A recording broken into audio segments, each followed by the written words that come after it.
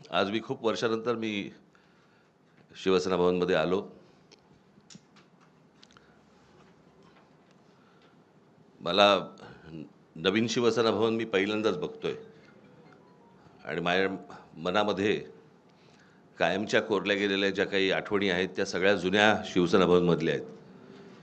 त्याच्यामुळे आता कुठे काय होतं हेच आता मला म्हणजे आता समजत नाही आहे किंवा कळत नाही आहे. पण जुन्या शिवसेना भवनमधल्या आठवणी या खूप काय म्हणू त्याला रोमांचकारी आणि आनंददायी आणि अशा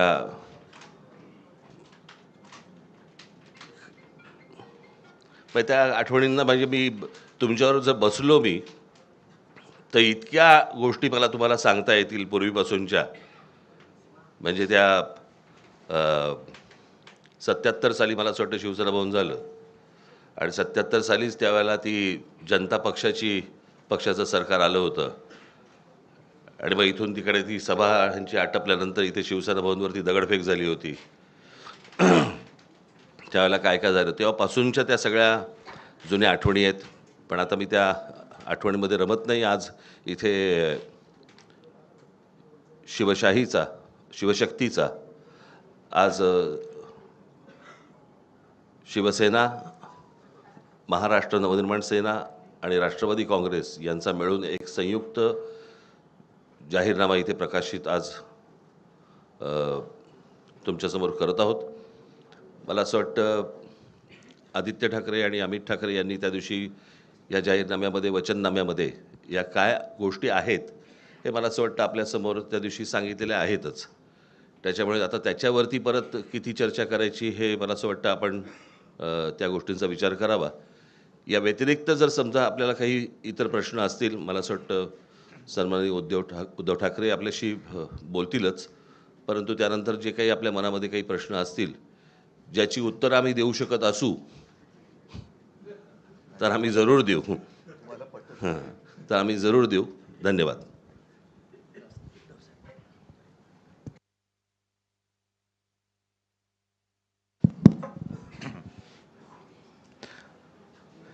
नेहमीच शिवसेना भवनमध्ये प्रवेश करताना आपल्यापैकी बरेच जण खाली उभे असतात आणि त्यांना काही ना काहीतरी मला विचारायचं असतं. पण आज गाडीतून पाऊल बाहेर टाकल्यानंतर ते आत्तापर्यंत 20 वर्षानंतर राज शिवसेना भवनमध्ये येत आहेत. दोन भाऊ एकत्र येत आहेत. आपल्याला काय वाटतं, कसं पाहता आपण याच्याकडे? म्हटलं अरे येऊ तर दे मग पाहतो ना. साहजिकच आहे, आनंद आहे. एक संपूर्ण महाराष्ट्रामध्ये नवं चैतन्य सळसळतं आहे आणि आज आपल्या सर्वांसमोर शिवशक्तीचा वचननामा आम्ही जनतेच्या चरणी सादर करतो आहोत. या शिवशक्तीमध्ये शिवसेना आहे, महाराष्ट्र नवनिर्माण सेना आहे, शरद पवार साहेबांचा पक्ष जो त्यांचाच ओरिजिनल आहे, राष्ट्रवादी आहे, त्यांच्याकडनं विद्याताई आलेले आहेत आणि त्यांचेसुद्धा प्रतिनिधी. म्हणजे असं नका विचारू की राष्ट्रवादीकडनं कोण आलेले आहे की नाही, आलेले आहेत. आणि हा वचननामा आपल्या माध्यमातून जनतेच्या चरणी सादर केलेला आहे. बोलण्यासारखं बरंच काही आहे. आपल्या प्रश्नातनं जसं राज म्हणाले तसं आम्ही उत्तर देऊच. पण एकूणच जी काही आता झुंडशाही, याला लोकशाही म्हणता येणार नाही. आपल्या देशातली लोकशाही संपून झुंडशाही सुरू झाले असंच आता वातावरण आहे. म्हणजे आम्ही त्यांची मतचोरी पकडली. मतचोरी पकडल्यानंतर तो लाईट जरा बंद कर. मतचोरी पकडल्यानंतर त्यांनी आता उमेदवारांची पळवापळवी सुरू केली. साम दाम दंड भेद म्हणजे एवढे निगरगट्ट आणि कोडगे राज्यकर्ते यापूर्वी महाराष्ट्राला तरी लाभलेले नव्हते. कल्याण डोंबिवली असो, ठाणे असो, बिनविरोध निवडणूक करून घेण्याची ही जी काय प्रक्रिया ते राबवत आहेत, हा लोकशाहीचा आणि जनतेचा अपमान आहे. काल परवापासून राहुल नार्वेकर, मी मुद्दामून नावानिशी बोलतो कारण विधानसभा अध्यक्ष हे विधानसभेत असतात, त्यांचा अधिकार हा सभागृहात असतो. सभागृहाच्या बाहेर ते राहुल नार्वेकर आहेत आणि तिथले आमदार आहेत. एक आमदार आपल्या अधिकाराचा दुरुपयोग करून दुसऱ्या म्हणजे जनतेवरती दमदाटी करतोय, त्यांचं संरक्षण काढून घेण्याचा आदेश स्वतः संरक्षणात राहून करतोय. माझं तर मत आहे हा विषय गांभीर्याने निवडणूक आयोगाने घ्यायला पाहिजे आणि तत्काळ अध्यक्षांना निलंबित केलं पाहिजे. कारण अध्यक्ष हे कोणत्याही पक्षाचे नसतात, ते जनतेचं जे काही न्यायासन आहे विधिमंडळ त्याचे अध्यक्ष असतात आणि तिकडे निष्पक्षपातीपणाने कारभार करण्याची जबाबदारी त्यांची असते. अध्यक्ष हे कोणत्याही पक्षाच्या प्रचाराला जाऊ शकत नाहीत किंवा त्यांनी जाता कामा नये असा एक अलिखित किंवा लिखित दंडक आहे. त्याला छेद देणारं उद्दाम वर्तन त्यांनी परवा केलेलं आहे आणि म्हणून त्यांना तत्काळ निलंबित केलं पाहिजे, त्यांच्यावरती गुन्हा दाखल झाला पाहिजे. कारण असेच जर का सगळे वागायला लागले, अगदी मंत्र्यांना सुद्धा त्यांचा लवाजमा घेऊन निवडणूक प्रचारात फिरता येत नाही. हे ऑन द स्पॉट म्हणजे हे काय तो जो काय नायक पिक्चरमधला अनिल कपूर स्वतःला समजतात आणि यांचं आत्ताच्या आत्ता संरक्षण काढून घ्या. संरक्षण देण्याचा आणि काढण्याचा अधिकार हा विधानसभा अध्यक्षांना सभागृहामध्ये असतो, बाहेर तसं कोणाचंही संरक्षण काढण्याचा अधिकार हा त्यांना नसतो आणि नसायला पाहिजे. एकूण काय की निवडणुकीमध्ये दमदाटी करून जिथे जिथे बिनविरोध निवडणुका झाल्यात, हे मला असं वाटतं निवडणूक आयोगाचं थोडंसं नाटक आहे की त्यांचा निकाल त्यांनी राखून ठेवलेला आहे. शेवटी ते त्यांच्याच वळचणीला जाणार आणि ते जाहीर करणार, पण तिथल्या मतदारांना मतदानापासून त्यांनी वंचित ठेवलेलं आहे. जे मतदार ज्यांना आपण जेनझी म्हणतो, पहिल्या प्रथम मतदान करणार आहेत किंवा होते, त्यांचा मतदानाचा अधिकार तुम्ही नाकारलेला आहात आणि तिथल्या वॉर्डाची प्रक्रिया ही रद्द करून पुनर्प्रक्रिया करून जसं आता मध्ये नगर परिषदांचं झालं ना, निवडणुका परत घेतल्या, तसं परत तिथल्या वॉर्डाच्या निवडणुका निकाल नुसते थांबवून ठेवू नका, तर तिथली निवडणूक प्रक्रिया रद्द ठरवून तिथे पुनर्निवडणुका घेतल्या गेल्या पाहिजेत. तर तुम्ही लोकशाहीचे रक्षक आहात. नाहीतर तुम्ही म्हणजे निवडणूक आयुक्तांना म्हणतोय की तुम्ही सत्ताधाऱ्यांचे गुलाम आहात. हा जनतेमध्ये एक समज तुमच्याबद्दल होईल, तो होऊ देऊ नका. बाकी प्रश्न आहेत, त्या प्रश्नाबद्दल तुम्ही प्रश्न विचारा, आम्ही उत्तर देऊ. बोलण्यासारखं खूप आहे, जसं जमेल तुमच्या प्रश्नाच्या निमित्ताने आम्ही बोलत जाऊ. पण ह्या गोष्टी मात्र ठळकपणाने अधोरेखित करण्यासारख्या आहेत. परत एकदा सांगतो, राहुल नार्वेकर यांना विधानसभा अध्यक्षपदावरून निलंबित केलं गेलं पाहिजे, त्यांच्यावरती गुन्हा दाखल झाला पाहिजे आणि जिथे जिथे बिनविरोध निवडणुका ह्या करून घेतल्या गेलेल्या आहेत तिकडे निवडणूक प्रक्रिया ही नव्याने राबवली गेली पाहिजे.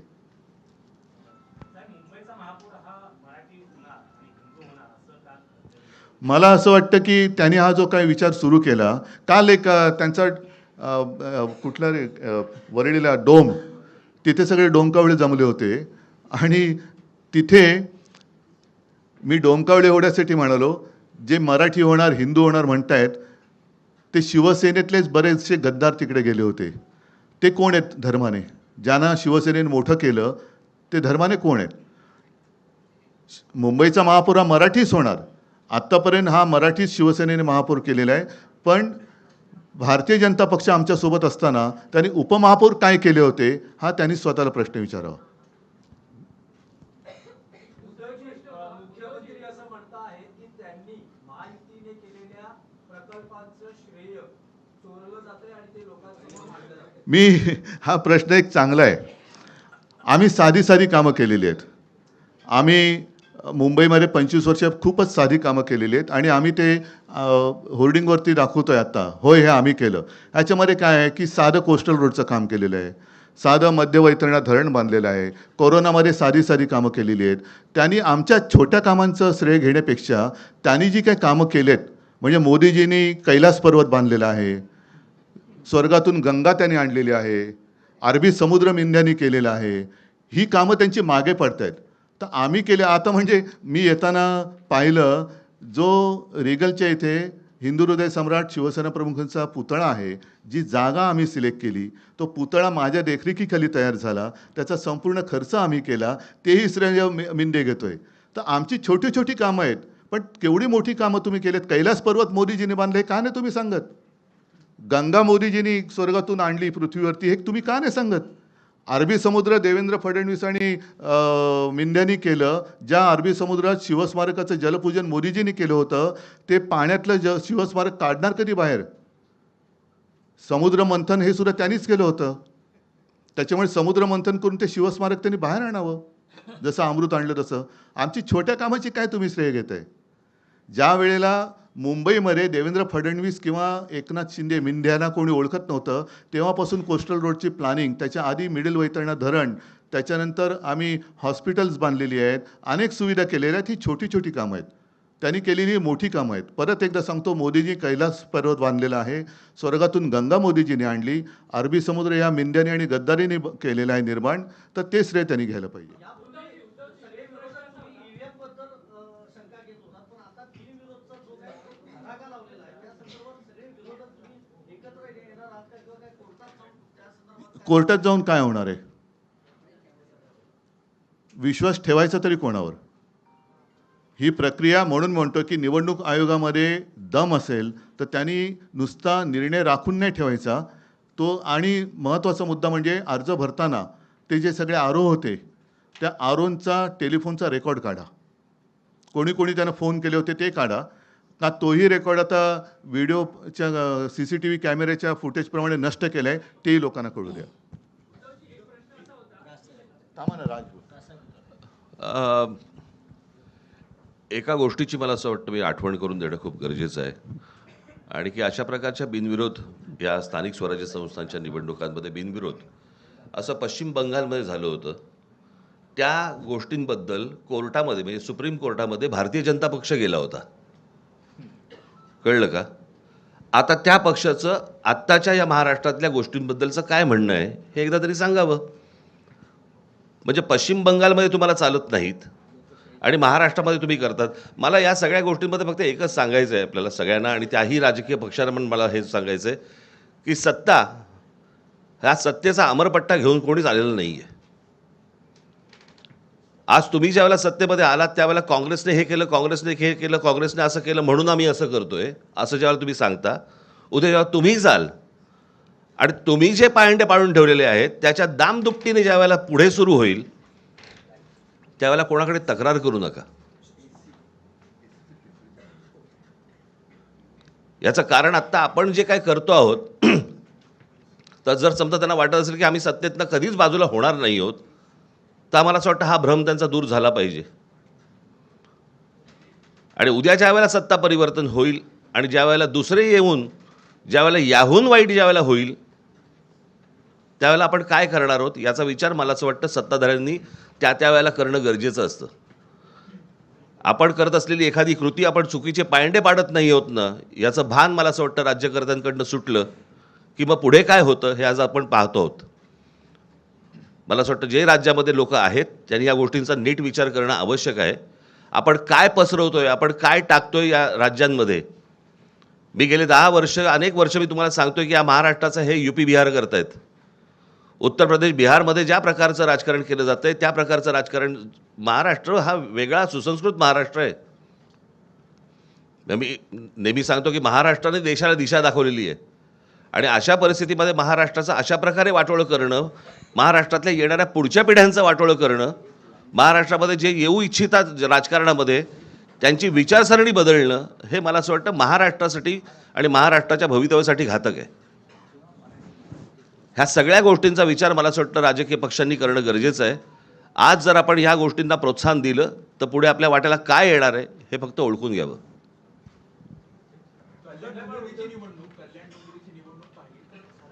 नाही, एकच सेकंद जरा मध्ये मी थोडंसं काल मुख्यमंत्री बोलले, कारण मुंबई महापालिका ही एकमेव महापालिका होती असं आता म्हणावं लागतं की जिच्या मुदत ठेवी 92,000 कोटीपर्यंत आम्ही नेऊन दाखवल्या होत्या. त्याच्यापैकी साधारणतः 40 ते 45,000 कोटी ह्या ज्या कामगारांचे प्रॉव्हिडंट फंड, ग्रॅच्युइटी वगैरे असतात त्याच्यासाठी असतात. उरलेल्या ज्या आहेत त्या लाँग टर्म आणि मोठे जे प्रोजेक्ट असतात त्याच्यासाठी असतात. आणि त्याच पैशातून मुंबईसाठी कोस्टल रोड हा आपण बांधून करून दाखवलेला आहे, टोलमुक्त. यांचे गल्लीबोळं केली तरी यांचे हे टोल लावतात. नितीन गडकरींचा मुंबई गोवा रस्ता अजून होतोय, 200 वर्ष त्याला खड्डे पडणार नाही, पण 200 वर्षात तो होणार की नाही अजून माहिती नाही आहे. पण त्यांनी जे काल उद्गार काढले मुख्यमंत्र्यांनी हे खरं अशोभनीय आहेत. ठेवी या काही चाटायला नसतात. मला त्यांना सांगायचं तुमचं अगदी 100% बरोबर आहे, ठेवी ह्या चाटायला नसतात, पण त्याचप्रमाणे त्या कॉन्ट्रॅक्टरचे बूट चाटून त्यांना वाटायला नसतात. त्यांनी पूर्णपणे संपूर्ण विल्हेवाट लावण्याचं ठरवलेलं आहे. साधारणतः एक जमा खर्च याचं एक तारतम्य ठेवून ताळमेळ घातला जातो आणि जो खर्च केला जातो आपल्याकडे सर्व जे काही सोर्सेस आहेत त्यातनं पैसा किती जमा होणार आहे, पुढच्या काही वर्षात किती येणार आहे आणि त्यानुसार प्रोजेक्ट हे आखले जातात, ठरवले जातात. आज जर माझ्या माहितीप्रमाणे 15,000 कोटी हे साधारणतः खर्चासाठी बजेट महापालिकेचं आहे. त्याच्यासमोर साधारणतः 3 लाख कोटींचं देणं कॉन्ट्रॅक्टरना त्यांनी करून ठेवलेलं आहे. म्हणजे हा 3 लाख कोटीचा घोटाळा या लोकांनी केलेला आहे. आणि जर मला मिळालेली माहिती चुकीची असेल तर आनंद आहे, पण 3 लाख कोटी त्यांना देणीसाठी पैसे जे दिले ॲडव्हान्स मोबिलायझेशन, त्यातून किकबॅक घेऊन हा पैसे हे निवडणुकीला वापरतात. ही माझ्याकडे आलेली माहिती आहे. 3 लाख कोटीचा घोटाळा या खोकासुराने केलेला आहे. मेरा सवाल आपसे है, कल मुख्यमंत्री जी ने कहा है कि आप लगातार कह रहे कि अगला मेयर जो है मराठी होगा, लेकिन मुख्यमंत्री लगातार कह रहे कि हिंदू होगा और वो मराठी होगा. तो आपको लग रहा है कि हिंदू और मराठी इन दो शब्दों के जरिए जो है एक डिवीजन क्रिएट करने का प्रयास किया जा रहा है? एक दूसरा, मी तुम्हाला अजून एक प्रश्न विचारतो. मला असं वाटतं की आपण थोडासा इतिहास माहिती नसेल तर सांगतो. पेशव्यांच्या काळामध्ये मला असं वाटतं 3 संस्थानं उभी राहिली. त्यातलं एक गुजरातचं मधलं गायकवाडांचं, शिंदेंचं म्हणजे सिंधिया ज्यांना म्हणतो आपण ते, आणि तिसरं होळकरांचं. बरोबर. जे साम्राज्य उभं राहिलं ते बडोद्याचं साम्राज्य उभं राहिलं, जे मराठेशाहीचं साम्राज्य आहे. बरोबर. मग त्या बडोद्यामध्ये सगळे मेयर गुजराती का होता? तो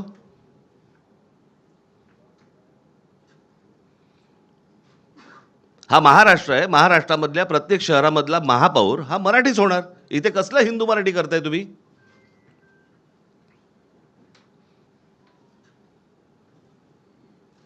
आणि मी त्या दिवशी म्हटलं नाही का तुम्हाला की आम्ही हिंदू आहोत, हिंदी नाही आहोत. तुम्हाला महाराष्ट्रातल्या या शहरांमध्ये मराठीचा मान हा तुम्हाला राखलाच पाहिजे.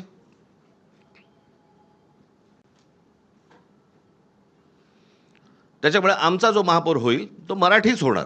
मुंबईचा महापौर मराठीच होणार. या प्रश्नाला एकच आहे. याचा अर्थ भाजपा मराठी माणसाला हिंदू नाही का समजत? मराठी माणसाला हिंदू नाही समजत? मराठी जसं राज म्हणाला तसं आम्ही मराठी आहोत, अस्सल हिंदूच आहोत. आणि अगदी संयुक्त महाराष्ट्रापासून जो मुंबईसाठी लढा दिला गेला त्याच्यामध्ये आत्ताचा भाजप किंवा तेव्हाचा जनसंघ हा कुठे होता? हा कधी मराठी माणसांच्या आणि हिंदूंच्या बाजूने उभा राहिला आहे? उद्धव सर बोले. एक मिनिट.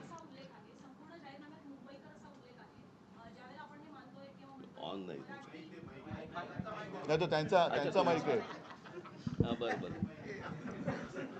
ज्यावेळेला आपण हे म्हणतोय की मुंबईमध्ये मराठी माणसावर अन्याय होतोय आणि तुम्ही तो मुद्दा घेऊन पुढे जात असाल तर या संपूर्ण वचननाम्यामध्ये मराठी माणसासाठी अशी कुठली वचनं आहेत? कारण त्या प्रत्येक ठिकाणी मुंबईकर असे उल्लेख पाहायला मिळत आहेत. याचं कारण असं आहे की हा निवडणूक आयोगाला पाठवला जातो आणि त्यांच्याकडनं सँक्शन होऊन येतो. आम्हाला माहिती आहे आत्ताच्या सरकारमध्ये काय परिस्थिती आहे. आम्हाला मुंबईकर म्हणजे मराठी माणूसच सांगायचं आहे, परंतु त्यांना जर समजा मराठी माणूस याच्यावरती जर रिजेक्ट झाला असता म्हणून आम्ही मुंबईकर टाकले. अजून काही? म्हणजे ही सगळी आश्वासनं मराठी माणसासाठी असतील असं मानायचं का? अर्थात. अहो, साधी एक गोष्ट सांगतो. आम्ही केलेल्या कामाची एक पुस्तिका आणि त्याच्याहीबद्दल आदित्यने एक प्रेझेंटेशन दिलं होतं NAC तिकडेच. हे काल डोमकावळे जमलेलं त्याच डोममध्ये. आणि त्याच्यानंतर एक कोरोनाच्या काळात केलेल्या कामाची आम्ही पुस्तिका केली. ती पुस्तिका त्यांनी रिजेक्ट केली. आता ते तर मी काय थांबणार नाही. ते तर पुस्तक मी बेधडकपणाने वाटणार. निवडणूक आयोगाला जे काय शब्द आहे तो वापरा, करायचं ते करा. कारण ते काम आम्ही केलेलं आहे. त्या कामामध्ये जे सहभागी झाले सगळे मुंबईकर होते, सगळे महाराष्ट्राचे रहिवासी होते, आहेतच, नागरिक होते. आणि ते काम आम्ही केले.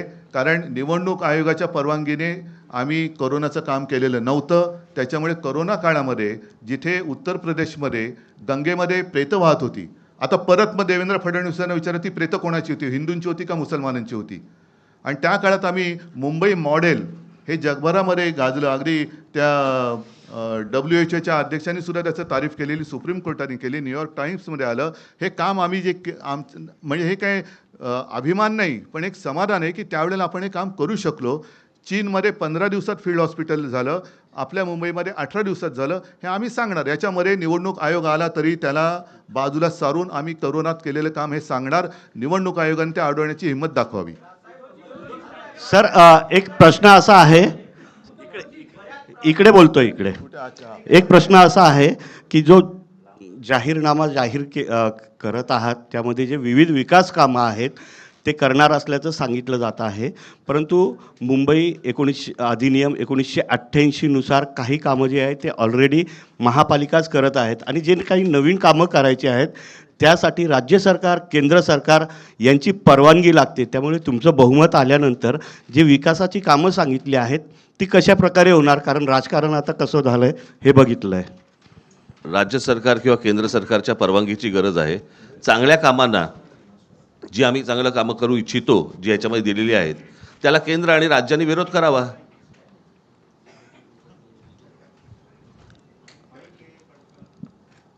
समजलं का की इकडे तिकडे बघत होतस तू?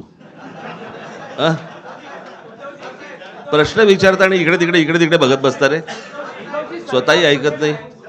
उद्धवजी एक प्रश्न आहे. थांब रे जरा थांब, कुठे चाललोय का? अरे एक मिनिट, त्याला तुला मी काय बोललो हे समजलं का? हां हां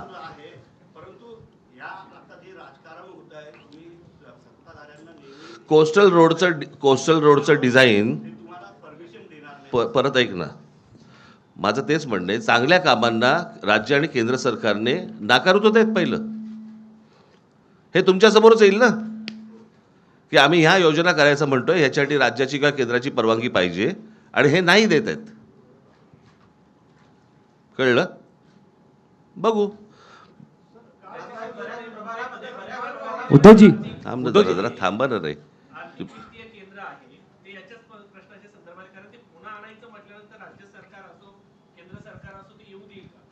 त्यांना आडू उत्तर दे. तेच तर राज म्हणाले ना, त्यांना आडू उत्तर द्या. म्हणजे त्यांचं जे काही ढोंग आहे ना ते बाहेर पडेल. जसं एक मुद्दा किंवा दोन गोष्टी आहेत ज्याच्याबद्दल मी मुख्यमंत्री असताना गो अहेड दिला होता, ते म्हणजे मराठी रंगभूमीचं दालन ते यांनी रद्द केलं बिर्ला तिकडे चौपाटीला, आणि ते हे बिल्डरच्या घशात घातलं. वरळी दुग्ध डेअरी आहे, तिथल्या सगळ्या कामगारांचं नीट तिथेच पुनर्वसन करून तिथे आपण जागतिक दर्जाचं पर्यटन केंद्र करणार होतो, ते आता यांनी रद्द करून तेही बिल्डरच्या घशात घालत आहेत. देवनार डम्पिंग ग्राउंड हे बिल्डरच्या घशात घालत आहेत. कुर्ला मदर डेअरी अदानीच्या घशात घातलेली आहे. मुलुंडचा सगळे ती कांजूरचे मिठागरे आहेत ती अदानीच्या घशात घातलेली आहेत. म्हणजे यांचा महापूर होणार नाही, पण झाला तर मुंबईचं अदानीस्थान होईल, हे माझं स्पष्ट आणि ठाम मत आहे. उद्धव साहेब 2017 तुझा मराठी भाषा भवन सुद्धा यांनी अडवून ठेवले. एक मिनिट, तुझं विचारून झालं ना मगाशी, जरा बाकीच्यांना पण विचारू देत ना. एक नाही थांब. उद्धवजी, सरकार लाडक्या बहिणीसाठी 1,500 रुपये देत आहे, मात्र आपल्या वचननाम्यामध्ये सुद्धा घरकाम करणाऱ्या महिलांसाठी तुमचा विरोध आहे का? नाही, 1,500 रुपये असं तुम्ही म्हणत आहात, मात्र महिलांसाठी आता हे जो निधी दिला जात आहे त्याऐवजी त्यांना घरकाम द्या किंवा त्यांना जे असेल काम द्या असं सुद्धा ते म्हणत आहे. त्यामुळं निधी देण्याऐवजी काम देणं हे गरजेचं आहे. दोन्ही करणार. आणि म्हणूनच आर्थिक केंद्र जे आहे त्याची गरज, कारण मुंबईमध्ये आर्थिक केंद्र जे केलं होतं ते मनमोहन सिंगांनी जाहीर केलं होतं, बरोबर आहे. म्हणजे त्यांचं प्रेम हे मुंबईवरती होतं, पण हे आल्यानंतर ते आर्थिक केंद्र उचलून त्याने अहमदाबादला नेलं. म्हणून मुंबईकरांसाठी रोजीरोटीसाठी काही उत्पन्नाची साधनं निर्माण करायची, त्याच्यासाठी आर्थिक केंद्र हे पुन्हा परत आणण्यापेक्षा आम्ही नव्याने करू. 2017च्या वचननाम्यामध्ये आपल्या उद्धव साहेब मुंबईकरांना 24 तास पाणी देण्याचं एक आपण वचन केलं होतं, त्यासाठी गारगाई पिंजाळ धरणाचा देखील उल्लेख केला होता, परंतु आत्ताच्या याच्यात ठेवलेलं नाही. सांगतो, हा चांगला प्रश्न विचारला. 2017च्या वचननाम्यामध्ये गारगाई पिंजाळ ही 2 धरणं आम्ही करू हे वचन होतं.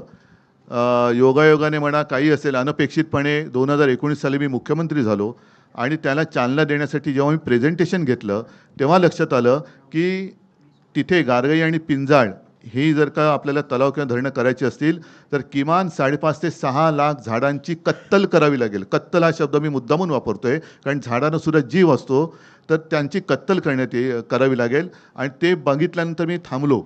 त्याच सुमारास आणखीन एक प्रोजेक्ट समोर आला, तो म्हणजे डिसॅलिनेशन ऑफ वॉटर. म्हणजे समुद्राचं पाणी हे पिण्यायोग्य करणं आणि ते वापरणं. आता यातला फरक असा आहे की जिथे कॅचमेंट एरिया आहे तिथे आपण ही धरणं करणार होतो. कॅचमेंट एरिया का आहे तर तिकडे झाडं आहेत म्हणून. ती झाडं कापल्यानंतर पुन्हा पावसावरती आपण अवलंबून राहावं लागायचं ते लागणारच आहे. तो होणारा खर्च, तिथून इथे पाणी आणण्याचा खर्च, त्यापेक्षा समुद्राचं पाणी आपल्याला पावसावरती अवलंबून राहावं लागणार नाही. मी मुख्यमंत्री असताना शेवटचा जो काही अर्थसंकल्प महापालिका आयुक्तांनी मांडला होता त्याच्यामध्ये 400 MLD पर डे म्हणजे जेवढं आता तानसातनं पाणी मुंबईला एका दिवसात मिळते त्याचा पायलट प्रोजेक्ट लावणार होतो आणि तो आत्ता या डिसेंबरपर्यंत पूर्ण झाला असता. म्हणजे आत्तापर्यंत आपल्याला 400 MLD पाणी जे तानसातनं मिळते ते समुद्राचं पाणी प्यायला पिण्यायोग्य करून उपलब्ध झालं असतं आणि ते यशस्वी झाल्यानंतर मग समुद्र आहे जो समुद्र या मेंढ्याने आणि यांनी निर्माण केला आहे तो असाच ठेवलेला आहे तर त्याचं पाणी आम्ही पिण्यासाठी करणार होतो. तो प्रोजेक्ट त्यांनी मारून टाकला आणि परत कॉन्ट्रॅक्टरसाठी गारगाई पिंजाळ म्हणजे पर्यावरणाचा ऱ्हास आरेमध्ये जे आम्ही करत होतो आरेचं जंगल तसंच ठेवून कांजूर मार्गला मेट्रोची शेड करणार होतो. आता त्यांनी आरे पण वापरतायत कांजूर पण वापरतायत. हा सगळा विध्वंस आहे. हा कॉन्ट्रॅक्टरसाठी चाललेला हा मोठा घोटाळा आहे. उद्धवजी इकडे उद्धवजी एक प्रश्न आहे की या निवडणुकीमध्ये वारंवार असं म्हटलं जातं आहे की मराठी माणसाचं अस्तित्व टिकवण्याची ही लढाई आहे. जर इतक्या वर्षानंतर मराठी माणसाचं अस्तित्व हा जर मुद्दा असेल तर मग महाराष्ट्रात मराठी माणसाला अस्तित्व टिकवावं लागतंय तर जे राजकीय पक्ष आहेत विशेषतः मराठी माणसाच्या न्याय हक्कासाठी आणि अस्मितेसाठी स्थापन झालेल्या पक्षांचं हे अपयश आहे असं तुम्हाला वाटत नाही का? हा प्रश्न जर का आता 10 वर्ष होऊन मोदींना हिंदू खतरे में है ही आवई देणाऱ्यांना विचारलं तर तुम्हाला त्याचं उत्तर मिळेल. कारण जगातला सगळ्यात बलवान नेता हिंदू हा देशावरती राज्य करतोय. त्यांच्या राज्यामध्ये आजही बांगलादेशी घुसत आहेत रोहिंगे घुसत आहेत आणि आपल्या महाराष्ट्रामध्ये हिंदू खतरे में है असं म्हणून मोर्चे काढावे लागत आहेत. तर हे अपयश कोणाचं? आणि मराठी माणसाबद्दल म्हणाल तर माझं सरकार पाडल्यानंतर ही जी परिस्थिती उभी राहिलेली आहे. मराठी माणसाचा परोपरी अपमान होतोय त्याला घर नाकारलं जातं आहे त्याच्या आहारावरनं त्याला सुनावलं जातं आहे. हे सगळे गेल्या 2 वर्षात सुरू झाले. मी मुख्यमंत्री असताना मराठी सक्तीची केली होती तो सुद्धा यांनी आदेश मला वाटतं रद्द केलेला आहे. मराठी भाषा भवनाचं काम हे पाडून ठेवलेलं आहे. ह्या अनेक गोष्टी तुम्हाला सांगता येतील आणि हा सगळा काळ हा आत्ता गेल्या 2 ते 3 वर्षातला आहे. उद्धवजी काल मुख्यमंत्री हिंदू धोक्यात आलाय हा गेल्या 10 वर्षातला परिपाक आहे. उद्धवजी आणि राजजी तुम्हाला दोघांनाही एक प्रश्न आहे. पण दोघं एका वेळेला माईकवर बोलू. आणि मुंबईच्या निवडणुकीमध्ये आंतरराष्ट्रीय राजकारणाने एंट्री घेतली हे आम्हाला काल डोममध्ये दिसलं. मुंबईचे भाजपचे अध्यक्ष म्हणत आहेत की जो न्यूयॉर्कचा महापौर झाला आहे झोराम ममदानी त्यांनी उमर खालिदला सपोर्ट केला आणि त्या उमर खालिदच्या सभेमध्ये जी मुंबईत होणार होती तिथे आदित्य ठाकरे आणि तुमच्या पक्षाची लोक गेलेली होती. त्यांचं म्हणणं आहे की मुंबईचं आम्ही ममदानीकरण होऊ देणार नाही, मुंबईचा न्यूयॉर्क होऊ देणार नाही, मुंबईचा रंग आम्ही बदलू देणार नाही. कोण बोललं? हे सगळे भाजपचे पदाधिकारी आणि मुंबई अध्यक्ष बोलतात. चाटम नाही काय मला ऐकायला नाही आलं. माईक घ्या ना जरा. चाटम. उद्धवजी मुंबईची निवडणूक आली की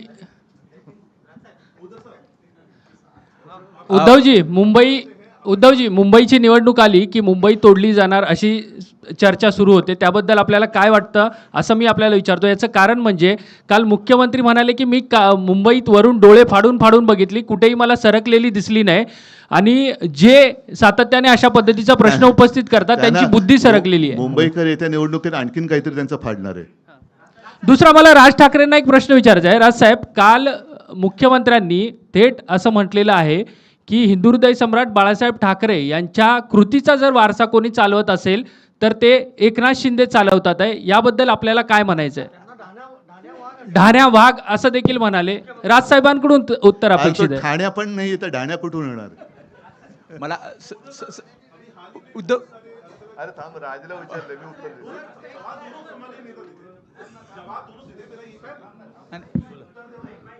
सर सवाल ये है कि कई सारे अभी हाल ही आम्ही उत्तर द्यायची नाही तुम्ही प्रश्न विचारत राहा. तुझं झाला तू विचार. काय झालं? हा बोल. धान्या वाघ जे म्हटलं मी हसलो नाही करता.